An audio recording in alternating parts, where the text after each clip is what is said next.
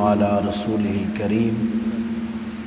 اما بعد فاعوذ باللہ من الشیطان الرجیم بسم اللہ الرحمن الرحیم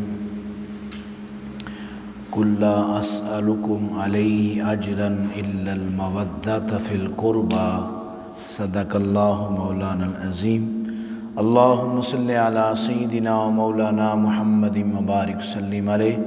صلاۃ و سلام علیک یا سیدی یا رسول اللہ وعلی آلک و اصحابک یا حبیب اللہ۔ محبت سے پڑھیں الصلاۃ و سلام علیک یا عبدالرحمن کلوز کرنا، عبدالرحمن اور کلوز کرو۔ الصلاۃ و سلام علیک یا سیدی یا نبی اللہ وعلی آلک و اصحابک یا سیدی یا نور اللہ۔ کان رسول اللہ صلی اللہ علیہ وسلم حامل الحسن بن علی على آتقه فقال رجل نعم المركب ركبت يا غلام فقال النبي صلى الله عليه وسلم ونعم الراكب هو او كما قال۔ رسول اللہ صلی اللہ علیہ وسلم نے حضرت حسن بن علی رضی اللہ تعالی عنہما کو اپنے کندھے پر اٹھایا ہوا تھا،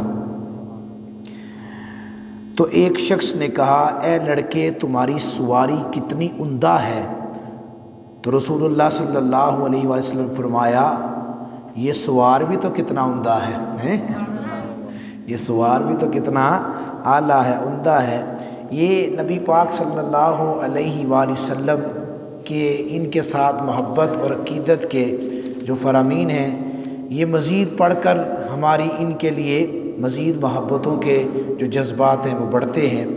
قال رسول اللہ صلی اللہ علیہ وسلم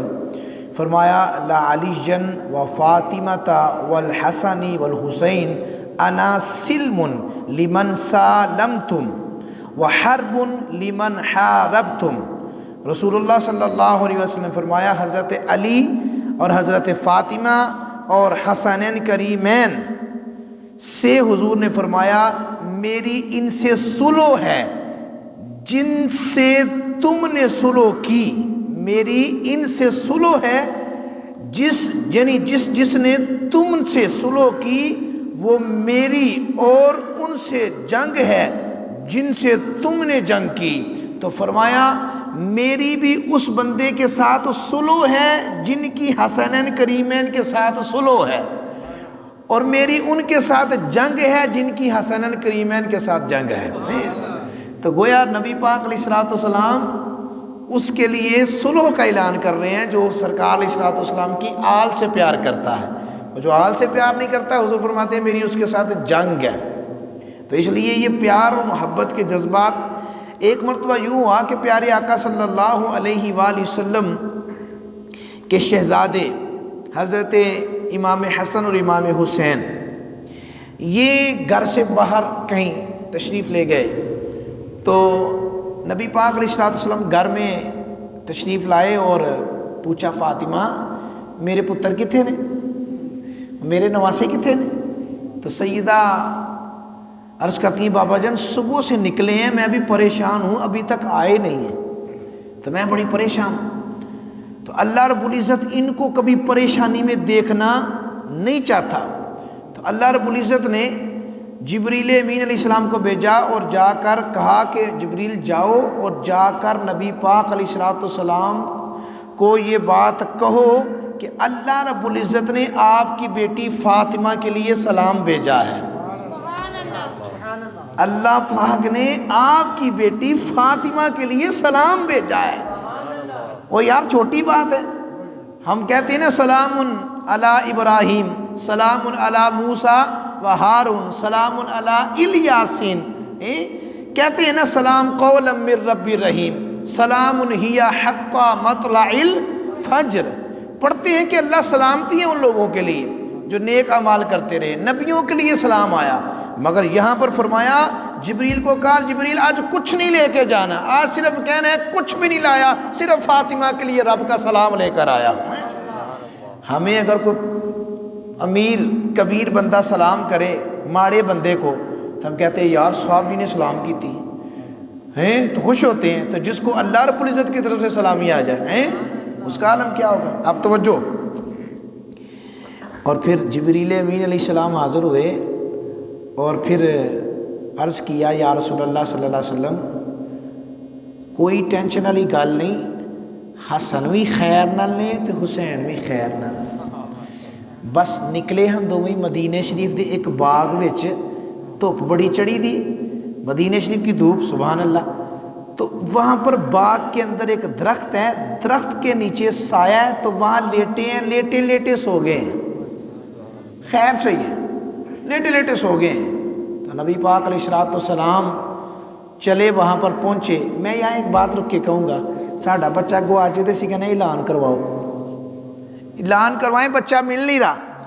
لیکن یہاں پر بچے ادھر ادھر تھوڑے سے ہوئے ہیں اور والدین کو فکر لگی ہے، تو جبریل آ کے بتا رہے ہیں سرکار میں بتاتا ہوں کہاں پر ہیں آپ کے نماز سے، جبریل آ کر بتا رہے ہیں میں بتاتا ہوں۔ تو محدثین نے لکھا کہ نبی پاک صلی اللہ علیہ وسلم جب وہاں پر پہنچے تو دیکھا امام حسن امام حسین دونوں سو رہے ہیں بھائی، مگر مزے کی بات یہ ہے کہ اللہ رب العزت کے فرشتے وہاں پر کھڑے ہیں، مقرر ہیں،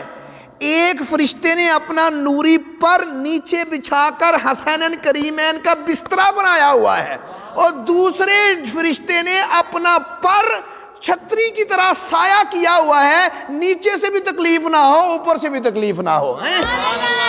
ارے جن کے لیے فرشتے اپنے پر بچھا کر کسی کے لیے بستر بنائے اور کسی کے لیے سایہ کر دیں، میں کہتا ہوں ان حسنین کریمین کی کیا شان ہوگی۔ یہ محبت ہے خدا کی مصطفیٰ کریم صلی اللہ علیہ وسلم کے نواسوں کے ساتھ، اتنی محبت ہے۔ بلکہ ایک مرتبہ مدینہ پاک میں بارش ہوئی تو چھوٹے چھوٹے گڑھے ہوتے ہیں نا، ٹوئے چھوٹے چھوٹے، جہاں پانی جمع ہو جاتا ہے، پھر پانی جمع ہو جاتا ہے، تو امام حسن یا امام حسین ہیں، محدثین نے لکھا کہ امام حسین گھوڑے سے جب اترے نا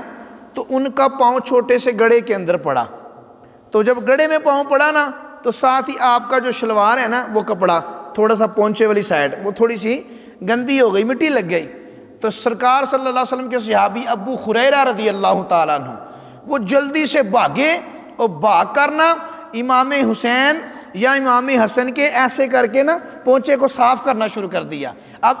ابو خریرہ رضی اللہ تعالیٰ عنہ کی عمر مبارک جو تھی اس وقت وہ بزرگ ہو چکے تھے،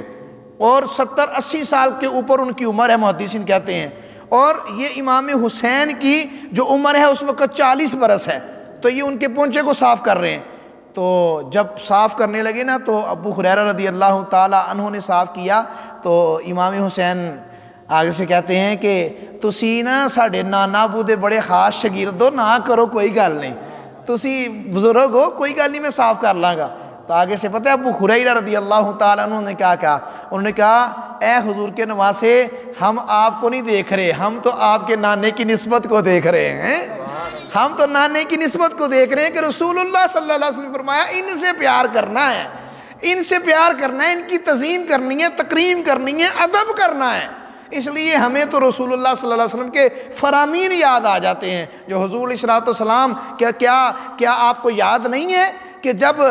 نبی پاک علیہ السلام خطبہ ارشاد فرماتے تھے تو آپ تشریف لاتے یا حسن بھائی آتے یا حسین بھائی آتے تو نبی پاک خطبہ چھوڑ کر جو ہے آپ کے پاس چلے جاتے اور آپ کو اپنی گودی میں بٹھا لیا کرتے ہیں۔ ہم نے تو محبتیں دیکھی ہیں، ہم تو آپ کا ادب کریں گے، ہم تو آپ کی تعظیم کریں گے، تکریم کریں گے، اتنا پیار ہے۔ مگر اسی پر ایک بات اور،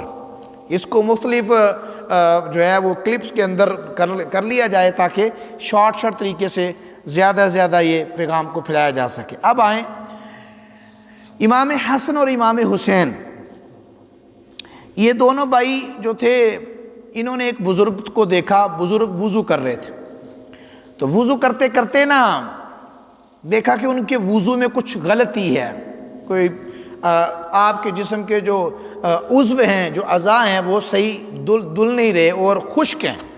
تو آپ نے کہا کہ بابا جی کا وضو کچھ بہتر نہیں ہے، تو اب ہم سے بڑے ہیں، ہم نے کہا تو ہو سکتا ہے مائنڈ نہ کر جائیں، تو اس لیے کیا کیا جائے؟ دونوں بھائی نے پلاننگ کی، امام حسن امام حسین، کہا کہ اگلی نماز میں دیکھیں گے۔ اگلی نماز میں بزرگ آئے تو وہ وضو کر رہے تھے، تو بزرگ ادھر بیٹھے ہیں درمیان میں، امام حسن ادھر بیٹھ کے سجے پاسے، امام حسین کھبے پاسے۔ عرض کرتے ہیں بابا جی اسی دوویں بھرا وضو کرن لگے ہیں، ذرا دسو تو صحیح وضو کدا صحیح ہے؟ فیصلہ تساں کرنا ہے، فیصلہ تساں کرنا ہے کدا وضو صحیح۔ امام حسن نے وضو کیا اور امام حسین نے بھی وضو کیا۔ اب وضو کی بڑی برکتیں ہیں، کیونکہ وضو کرنے سے شکل، قرآن پڑھنے سے عقل، نماز پڑھنے سے نسل پاک ہو جاتی ہے۔ تو اس لیے ہمیں کوشش کرنی ہے کہ وضو سے شکل پاک کرنی ہے، قرآن سے عقل پاک کرنی ہے، اور نماز سے نسل پاک کرنی ہے۔ تو کہتے ہیں کہ پھر ہم نے وضو کیا، انہوں نے بھی وضو کیا، انہوں نے بھی کیا، اس کے بابا جی دسو کدا وضو صحیح ہے؟ وضو کنے صحیح کیتا؟ تو بابے فرمانے کے پترو تواڈے دوواں دا وضو صحیح ہے، وضو میرا ہی خراب ہے۔ تو اب اصلاح بھی ہو گئی ہے، اصلاح بھی ہو گئی، اور کہنے کی لوڑ بھی نہیں پڑی۔ تو یہ انداز تھا، کیونکہ ان کے وضو کی کیا بات ہے، جنہوں نے وضو بھی آمینہ کی لال کی گودی سے سیکھا ہے۔